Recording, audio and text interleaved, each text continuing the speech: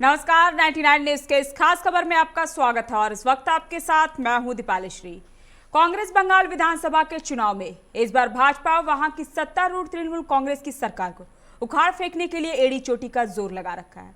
लोकसभा चुनाव में राज्य की 18 सीटों पर जीत हासिल करने के बाद भाजपा का उत्साह और बढ़ा हुआ है। राज्य में चुनाव अभियान को धार देने के लिए केंद्रीय गृह मंत्री अमित शाह भी हर महीने राज्य का दौरा करने वाले हैं।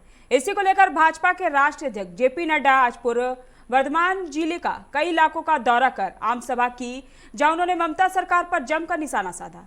उन्होंने बंगाल की जनता से तृणमूल को उखाड़ फेंकने की भी बात कही। अध्यक्ष जेपी नड्डा आज पूर्व वर्धमान जिले का दौरा किया।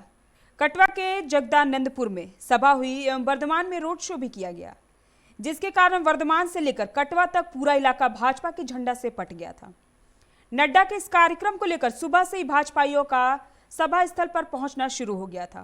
भाजपा अध्यक्ष पहले अंडाला एयरपोर्ट पर पहुंचेंगे, वहां से भाजपा प्रदेश अध्यक्ष दिलीप घोष, सांसद बाबुल सुप्रियो, एसएस आहूवालिया हेलीकॉप्टर से राष्ट्रीय अध्यक्ष के साथ कटवा के लिए रवाना हुए। भाजपा के राष्ट्रीय अध्यक्ष जेपी नड्डा 1 घंटा देर अंडाला एयरपोर्ट पर पहुंचे। हेलीकॉप्टर से राधा गोविंद मंदिर पहुंचे, जहां कैलाश विजयवर्गीय, मुकुल राय, राहुल सिन्हा आदि नेताओं ने उनके स्वागत के लिए वहां मौजूद थे। उन्होंने कुछ दूर पैदल चलकर वहां मौजूद लोगों का हाथ हिलाकर अभिवादन भी किया। हेलीपैड से वे पैदल ही मंदिर गए, जहां लोगों की भीड़ उमड़ी रही। मंदिर में सुरक्षा का व्यापक बंदोबस्त था, जहां मंदिर में कैलाश विजयवर्गीय, एसएस आहूवालिया, बाबुल सुप्रियो, मुकुल राय आदि पहुंचे। शंख बजाकर पूजा अर्चना हुई। मंदिर से पूजा अर्चना कर निकले और सड़क मार्ग से जगदानंदपुर सभा स्थल के लिए रवाना हो गए। जेपी नड्डा जगदानंदपुर गांव में घर घर जाकर एक मुट्ठी चावल संग्रह अभियान की शुरुआत की। वे दिन भर वर्धमान जिले में किसानों के साथ ही बिताए। भाजपा नेता ने बताया कि इस कार्यक्रम के तहत 2021 विधानसभा चुनाव से पहले पार्टी राज्य के 73 लाख किसानों के घर घर पहुंचेंगे। उन्होंने कहा, एक मुट्ठी चावल संग्रह अभियान भाजपा के लिए किसानों की प्रतिबद्धता को प्रदर्शित करता है। नड्डा का फिर जगदानंदपुर गांव में एक किसान परिवार के घर दोपहर का भोजन करने का कार्यक्रम था, जहां उन्होंने किसान के घर का खाना खाया।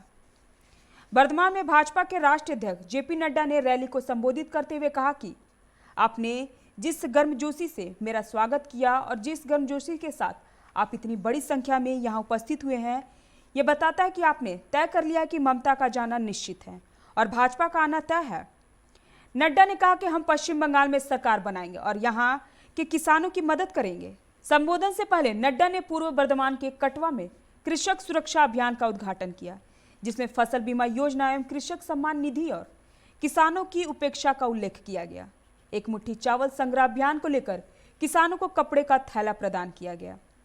हम ममता जी को देखें तो जिसको बोलते हैं असहिष्णुता, इनटॉलरेंस, दाय नेम इज ममता, यह दूसरा नाम है इनटॉलरेंस का। राजनीतिक दृष्टि से विचारों का आदान प्रदान होना यह प्रजातंत्र की खूबसूरती है और पश्चिम बंगाल तो विचारों के आदान प्रदान के लिए जाना गया है।